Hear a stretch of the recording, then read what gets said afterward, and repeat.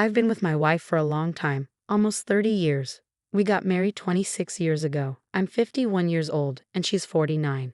We have two grown-up kids, a 24-year-old son, and a 22-year-old daughter. We met in college, fell in love, and got married. We've had a great marriage, doing lots of things together and talking about everything. We both have good jobs. She works in computers, and I run a small landscaping company with 75 employees. Because of COVID, she's been working from home more, and we've been thinking about me working less and her working part-time so we can spend more time together, especially now that our kids are independent. Looking back, there weren't any warning signs that I've heard about. No odd texting, no hiding her phone, no changes in how she dressed, no strange actions, and no late nights out with coworkers. She would go out, often with friends or family. The next day, someone would mention I should have come along. But I liked her having her own space, and I liked being alone in my workshop. She always came back home early, so it's safe to say I was really surprised when everything happened. On the day everything happened, I had planned a surprise weekend getaway at a friend's cozy B&B for our anniversary, which coincided with the Winter Festival weekend. I left work early to surprise my wife, asking her to pack for a trip without giving away the details. As I drove up to the house, I noticed a strange car parked outside. It immediately triggered a feeling in my gut, a sense that something wasn't right, although I couldn't explain why. I sat there, hoping I was mistaken, but my gut feeling persisted. I was torn about what to do next. Should I leave and address this later? Act like I didn't see anything? My nerves were so rattled that I could barely think straight. Normally, when I have tough tasks at work, I push myself to face them head-on. In that moment, despite my inner turmoil, I strangely felt calm. I couldn't explain it, given how anxious I was inside. I quietly went in through the back door, and my loyal black lab looked sad, almost like he sensed something wasn't right. Instead of his usual happy greeting, I really loved that dog. He stayed still as I carefully climbed the stairs. As I reached the top, I could hear noises coming from our bedroom. I walked to the door, pushed it open, and there they were, her boss and my wife, in a compromising situation. For a moment, I just stood there shocked. Then I couldn't hold back and yelled surprise. What happened next was a mix of chaos and disbelief. He scrambled off the bed, trying to get away but getting tangled in the sheets instead. My wife was panicking, trying to cover herself but struggling because he was stuck. Eventually, he managed to free himself and started looking for his clothes, which were on the other side of the bed. It struck me that they were exactly where I usually leave my own clothes. I quickly grabbed his clothes before he could, leaving him standing naked next to the bed. My wife was in tears, apologizing repeatedly. I backed up to the door and positioned myself there while he stood by the bed, still unclothed. I grabbed a large armchair from the corner, dragged it over, and sat down in front of the door. He asked for his clothes, but I refused, throwing my wife's robe to him instead. As he started to move towards me, I warned him that things wouldn't end well if he came any closer. I'm a big guy, 6'3" and 240 pounds, thanks to years of gym workouts and landscaping work. I made it clear that he should just take a seat and avoid escalating the situation. My wife was crying into a pillow, and he eventually sat down in silence. After a while he asked, "What happens now?" I honestly didn't have a clear answer. My wife calmed down a bit and sat up. That's when I decided to record everything on my phone. They exchanged looks, and my wife asked what I meant by everything. I told her I wanted to know the whole truth. She asked him to tell me about how it all started, how long it had been happening, when and where it took place, like hotel stays, dinners, everything. My wife claimed it was a one-time thing, but I didn't buy it. I told her if she lied again, I'd leave and get a divorce. She broke down crying again, and for the next 10 to 15 minutes, she confessed everything. It had been going on for over 9 months.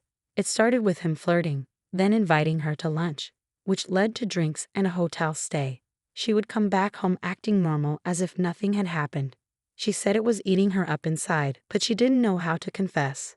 I didn't believe her excuse because if it truly bothered her, she wouldn't have continued the affair so easily. They even went to a week-long work conference together, which used to be an event we attended as a couple. She told me that company policy had changed and spouses were no longer allowed to come. I put away my phone, and the room goes quiet once more. Then I get an idea. I search through his clothes for his phone and ask for his passcode. Surprisingly, he gives it to me, so I start looking through his phone. I find some pictures of a woman who I assume is his wife, and I ask for her name. Carol. She looks nice, though not as stunning as my Ashley. I comment as I find more photos of his kids. He has 3 children, and I eventually come across a family picture of all of them. I hold up the phone and say, "You have a lovely family. Why would you risk it all for a fling with my wife?" He responds, "What do you mean, risk it all?" I say, "Do you really think Carol won't find out?" He asks, "How would she find out?" That's when I tell him, "I'm about to call her right now." He gets up and protests, "No, please don't." My wife cries out, "Please, don't do this to him." I snap back, "Don't do this to him. You shattered me, our family, our friends, our future, and my heart, and you're worried about his feelings." I start trembling again, trying to hold back tears, but I can't. I slump back into the chair and start crying. She tries to come closer to me, but I give her a stern look and say, "Stay away." After calming down a bit, I check his phone again. He keeps pleading, "Please, don't do this, I'll tell her everything." I reply sarcastically, "Sure you will." He continues begging, but I ignore him and find his wife's number. I decide to make a FaceTime call because it'll have a bigger impact. She answers, looking confused, and asks who I am and if her husband is okay. I reply, "He's fine for now," but that's about to change. I turn the camera to show him standing there in my wife's robe. I say, "You probably recognize this man. He's in my bedroom wearing this woman's robe." Then I move the camera to show my wife, who's trying to hide under the sheets, but it's too late. This is my wife, and I came home early today to find them in bed together. I feel awful about breaking the news to her like this, and she starts crying. He starts with, "I'm so sorry, it was just once, I can explain excuses." I tell his wife not to trust anything he says because the affair has been going on for over 9 months, and I've recorded all the details they shared in the last 15 minutes. I promise to text her my contact information and ask for her email so I can send her the video. I give him back his phone, and I hear her warning him that his bags will be packed and waiting outside when he gets home. She threatens to call the police if he tries to enter the house. Before she hangs up, I throw his clothes at him, and he leaves once he's dressed. Now it's just my wife and me. She looks at me with tears in her eyes, apologizing profusely. She swears it meant nothing and pleads for my forgiveness, using all the usual excuses cheaters make. I gaze at her and tell her to pack her things and leave my house. I go downstairs and pour myself a drink, sitting on the sofa. When she comes down the stairs, I command her to stop approaching me. She asks if we can talk about it, and I reply that maybe we can, but not right now. I explain that it's going to be really hard for me to resist getting a divorce attorney involved, and she starts crying again. She looks at me, seeming like she wants to say "I love you," but I stop her, saying I don't think I can trust those words anymore. As she walks out the door in tears, leaving my life, I collapse on the floor, shaking and crying uncontrollably. I don't know how much time passes, but eventually I sit up, still crying, and call my best friend for support. I try to talk, but tears keep coming, making it hard to speak. He asks what's happening, but I can't answer. He asks if I'm home, and I manage to nod yes. He says he's coming over, and half an hour later, he's in my living room. I'm still crying. I show him the video on my phone, and he starts watching. I can't listen to it, so I go to make us drinks.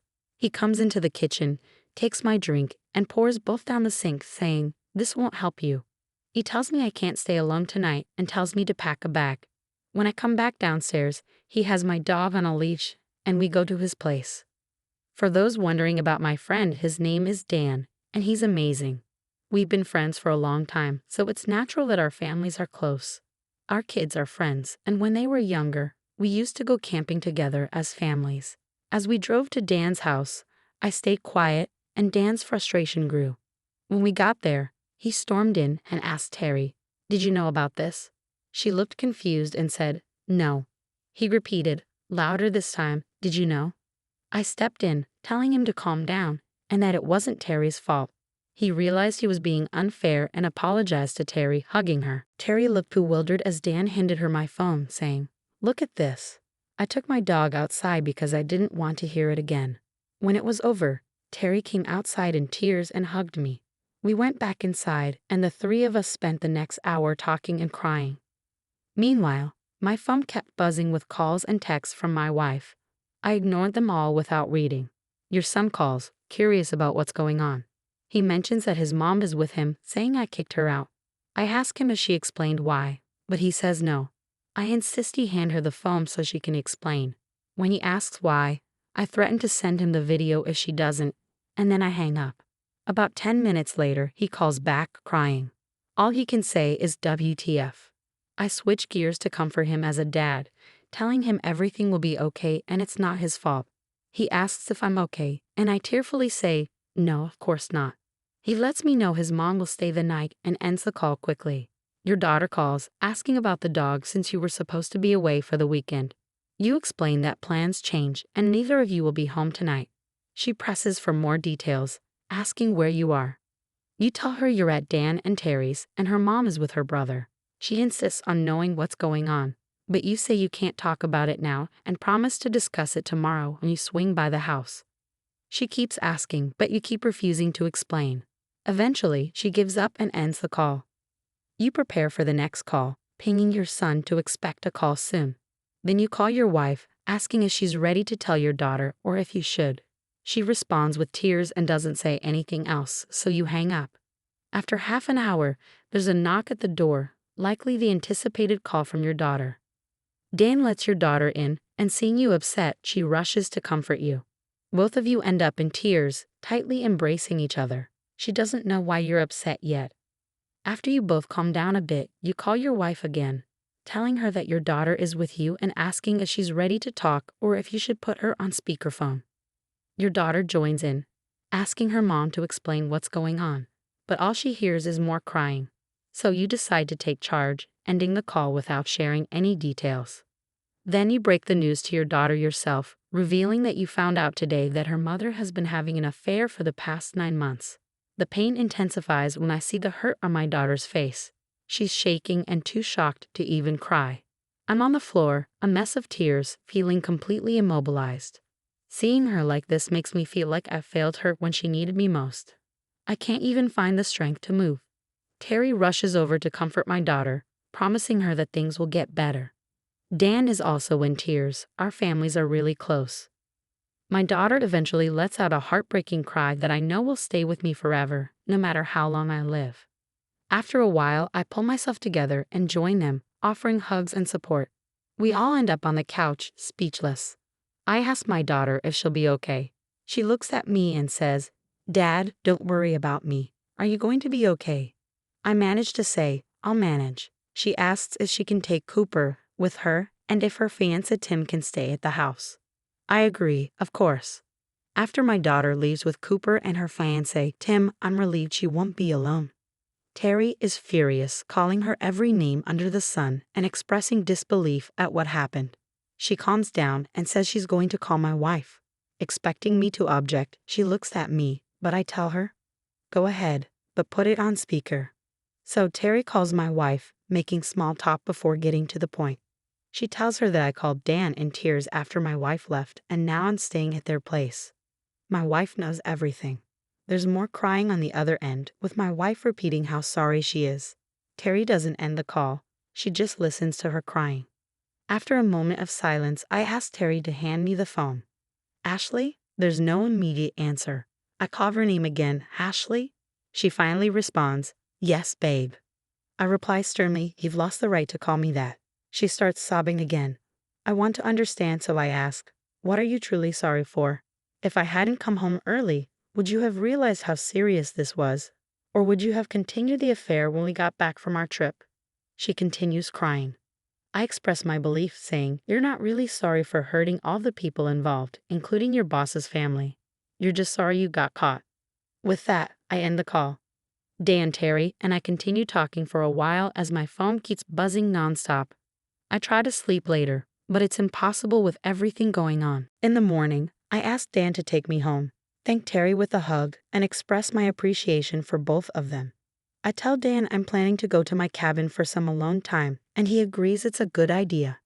While we're driving, I notice a message among the many notifications on my phone from my wife's boss's wife. She thanks me for the information and gives her email address. I forward the video to her and offer support if she needs to talk. It could be helpful for both of us. I pack quietly, being mindful of Darling and Tim. As I load up my truck, I grab a couple of my .22 rifles. Dan asks why, and I explain that I usually practice shooting at the cabin. He disagrees this time and takes the rifles away. After arriving at the cabin about 2.5 hours later, I get everything set up and start a fire in the fireplace. Cooper and I take a walk in the woods, which helps a bit, although I'm still feeling unsettled. My son calls to check on me, and I let him know where I am. I also mention that if his mom wants to stay at the house, it's okay, but she needs to leave before I come back. He agrees. After our walk, Cooper falls asleep by the fire, and I go out to chop some firewood. It's surprisingly therapeutic. With each swing of the axe, I think about my wife's and her boss's faces. I stay at the cabin from Saturday to Monday. On Monday, I start making calls. First, I contact my office to let them know I'll be away but available for emergencies. Then, I reach out to my attorney for company legal matters, who suggests a divorce lawyer. On Thursday, I have a meeting with the lawyer I contacted. I also call the bank to freeze our joint accounts and cancel all our credit cards, asking for new ones to be sent out. Being in the woods alone has given me some time to think clearly about what I should do next. I find myself shaking again, unsure if I should really go through with separating from my wife or try to work things out. When I get back home, I discover a subreddit where people share their stories, which provides some comfort, though it's only a small relief. In the middle of the week, I go to the office and have a conversation with my HR manager. We have a good professional relationship that's about to get more personal. I tell her everything and ask for advice on how to handle things with their company. She suggests talking to my lawyer first before taking any steps. She also asks if I'm going to get tested for STDs. She recommends a professional for that and advises me to see my doctor for an STD check. I make appointments with both for Thursday. I meet with my lawyer and show her the video. This time, I can actually listen to what's being said. She shakes her head in disbelief and says, "Why do people do such stupid things?" It turns out she has zero tolerance for cheaters because her own husband cheated on her, putting her through a lot of pain. That experience led her to become a divorce attorney. She assures me that everything will work out, and I sign a contract with her. I ask about informing the wives and the boss's HR, and she advises waiting for now. Meanwhile, I've had a meeting with my wife. She's staying with our son, which shows she understands I need space. I've been sleeping on the couch because I can't bring myself to enter our bedroom. When I need something from there, I try to get everything at once to avoid going in there multiple times. You're welcome, and I'm here whenever you need to share or update. Writing about emotional experiences like that can indeed be draining. Take your time, and I look forward to hearing from you next week. I'm incredibly thankful for all the advice and support I've received from this community. Each of you has helped me in a way I can never fully repay. All I can say is a heartfelt thank you and try my best to respond to all the comments. Your support and encouragement means so much. Many of you have mentioned my strength during a confrontation, but right now, I don't feel strong at all. I'm just going through the motions. The advice given has been amazing and is helping me move forward. Also, the reason I posted originally was because I needed help, and trust me, I've received plenty. My first post was removed because it had too much storytelling and not enough requests for support. I'll try to keep this short, but I think sharing details is important. I'm starting to realize that our relationship might not recover from this, and I'm almost certain about what I'll decide. However, I can't shake the feeling that I'll be letting go of 29 years of life we shared together. Even now, I struggle to call her my ex and still refer to her as my wife. What's going on with me? I need some advice. On the day everything came out, she went to stay with our son and his wife. He called me confused, wondering why I had asked his mom to leave. I told him she needed to explain, or I would. He knew I had gone to my best friend's house. Meanwhile, my daughter, who was supposed to be watching the dog, came home and found no dog. Eventually, she came to my friend's house, wanting to know what was happening. I had a heartfelt talk with my daughter, telling her how much her pain hurt me more than catching my wife with her boss. She took the dog back home and had her fiancé join her on Saturday. I asked my friend for a ride back home so I could spend a few days at the cabin. He agreed, understanding it was a good idea.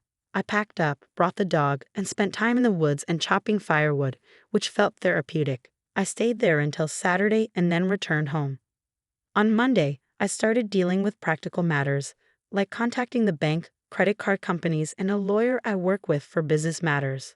The lawyer recommended someone for my personal situation, and I met with them on Thursday, playing the video recording for them. They were confident and capable, so I hired them.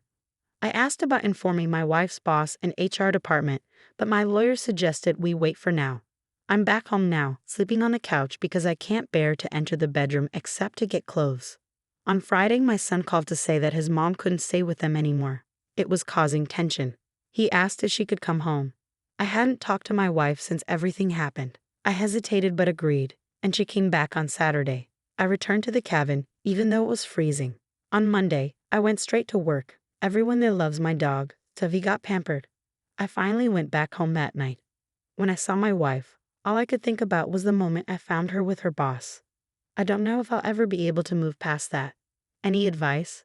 We didn't talk. I went to my basement office to stay busy. Later, I watched TV downstairs. She came down and wanted to talk, but I told her I wasn't ready and asked for space. While she was there, I fell asleep in the recliner, woke up early, hit the gym, showered there, and headed to work.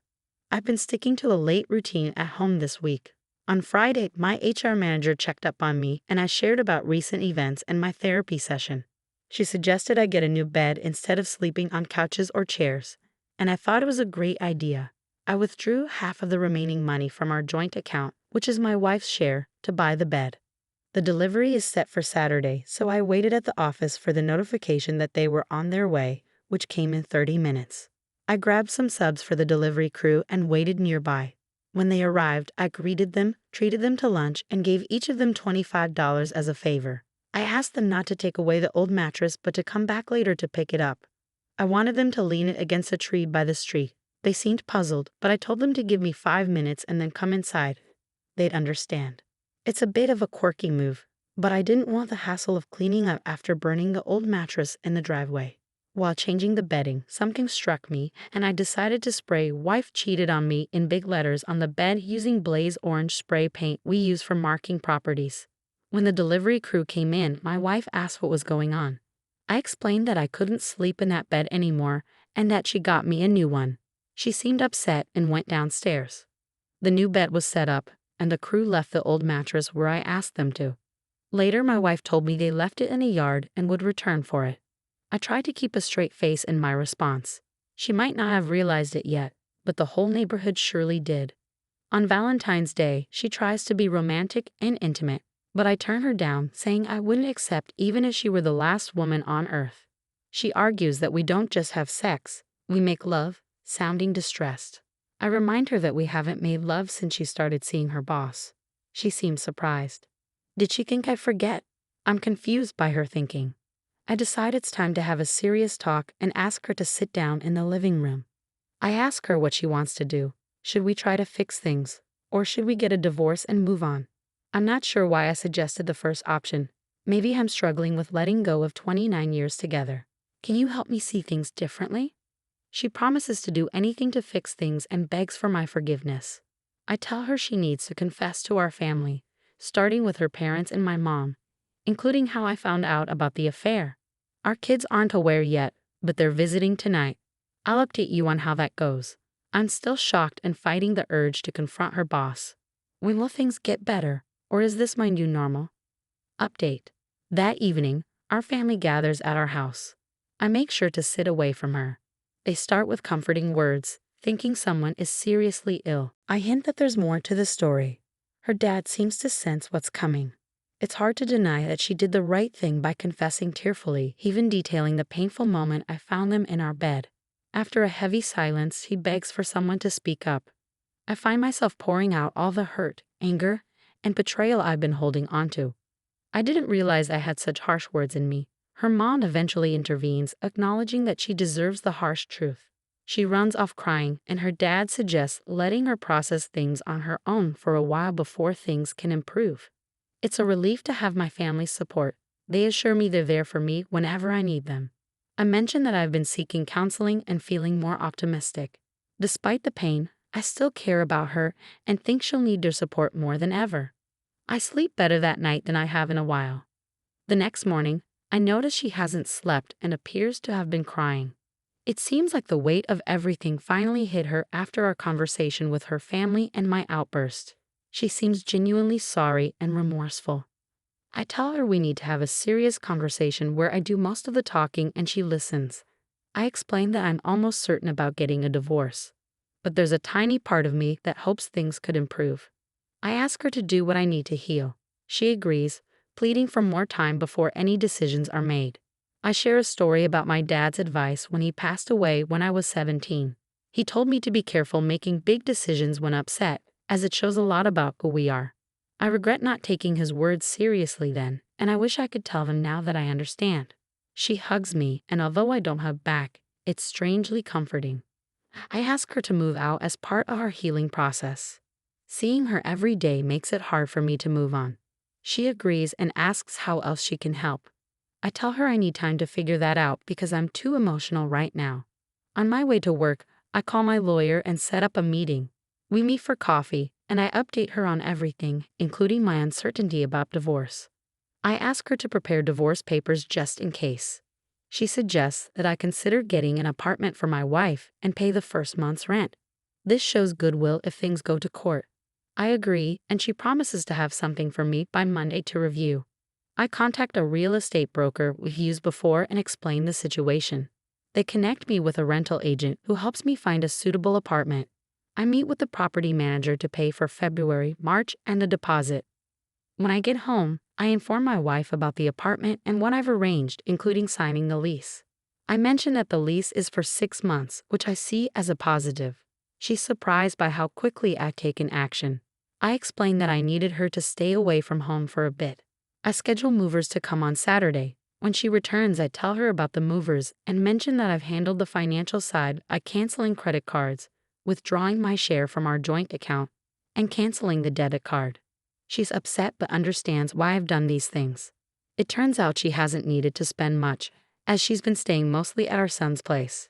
She also shares that she requested time off from work due to personal reasons, which they approved by allowing her to use her paid vacation time first. On Friday, I let her know she can take what she needs for the new place.